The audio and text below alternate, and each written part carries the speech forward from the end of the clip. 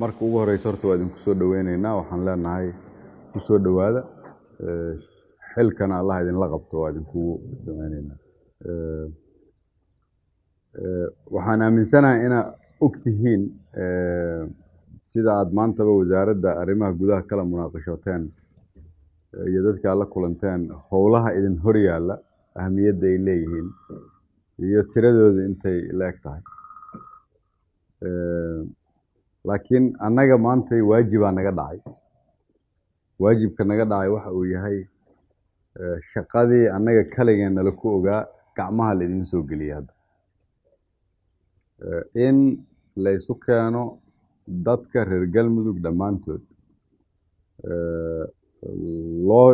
fidiyo gogol ay isu yimaadaan ay ka wada hadlaan wax walboo tabasho ay qabaan laakiin gogoshu ay ahaato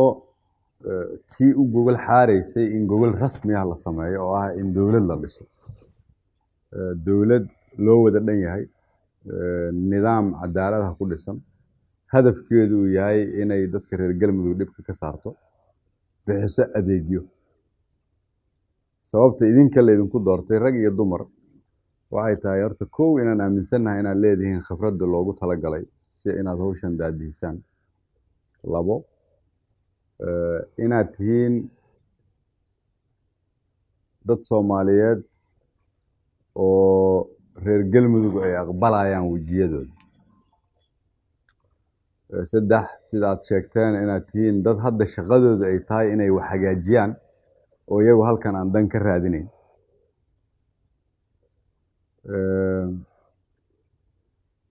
iyo tan ugu dambaysa idinka laftiinnu inaad aaminsan tihiin shaqadani inay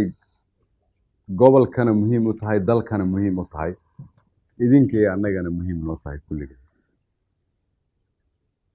macnaheedu waxay tahay sida idinku aad u shaqaysaan ayay ku xirnaan doontaa sida mustaqbalka galmudug ay u ekaato sida la idinla shaqeeyo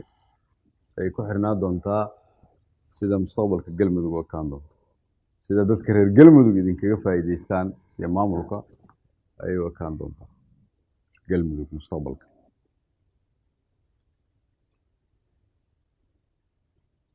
dadka reer galmudug oo anigu inta aan joogay aan ku soo arkay meel walba niyaddoodu waa niyad furan hamigoodu cirkuu jooga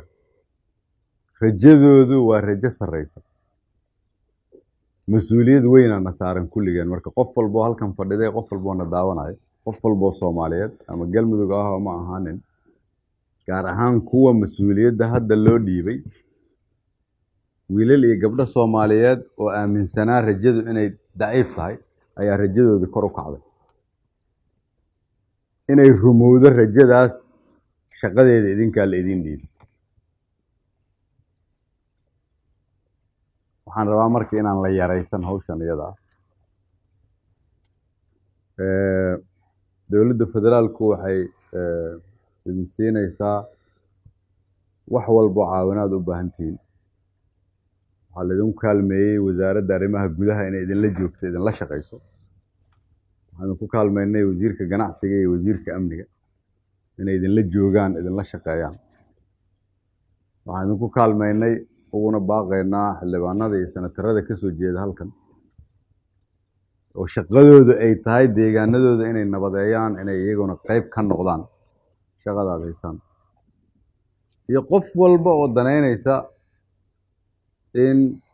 shaqadani ay miro dhal noqoto inay gacan idin siiso laakiin cidda la rabo dhaqankeeda in laga barto hadalkeeda in laga barto shaqadeeda in laga barto isu sabirka in laga barto isu soo jiida dadka laga barto waa cidda loo xil saaray inay dadka isu keento si adeegyada looga baahan yahayna loo bixiyo dadka Soomaaliyeed oo galmudug degan oo cadowga ku habsadana nidaamkaas uu uga caawiyo sidii isaga dulqaadi lahaayeen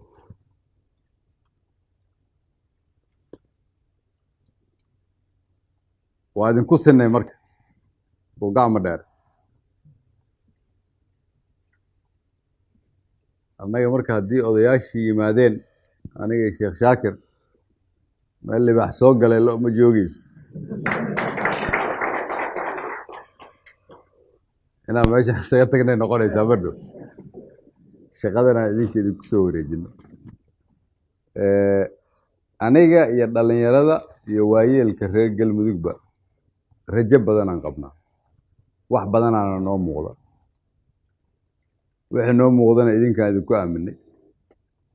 mirihii aan guro lahayn idinkaa idinka rabnaa waa mahadsantihiin. Wassalaamu calaykum.